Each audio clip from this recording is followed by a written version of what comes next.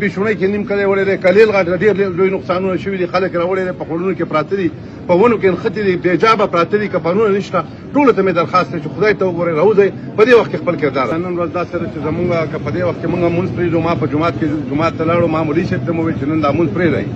خلک ډېر زیات په خوړونو کې پروت دی ډېره لویه تباهي شوې ده کفنونه نشته مونږ ټول پنیر ته ماپیل وکړو چې که چا وس کېږي دوکانونه کولاوي دلته کفنونه ګدی زو ته راورسئ کورونه وړی شوي دي خلک اوس هم په مالبو کې پروت دی زمونږ حکومت ته ماپیل دی چې هغه مهرباني وکړي دلته کې اکسیویټر راولېږي چې روډونه کولاو کړي چې خلکو امدادونو ته ورسي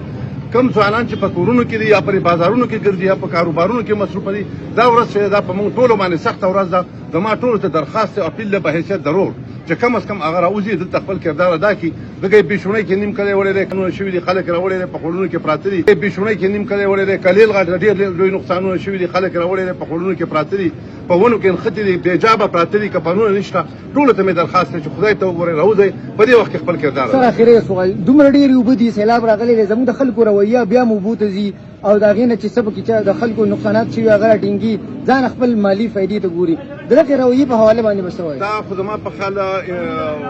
زه په دا غیر انساني رویه ده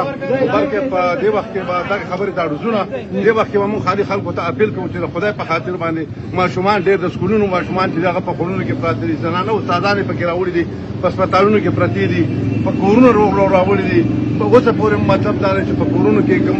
خوړونه پرې راغلي دي باقي په ملبه کې خلک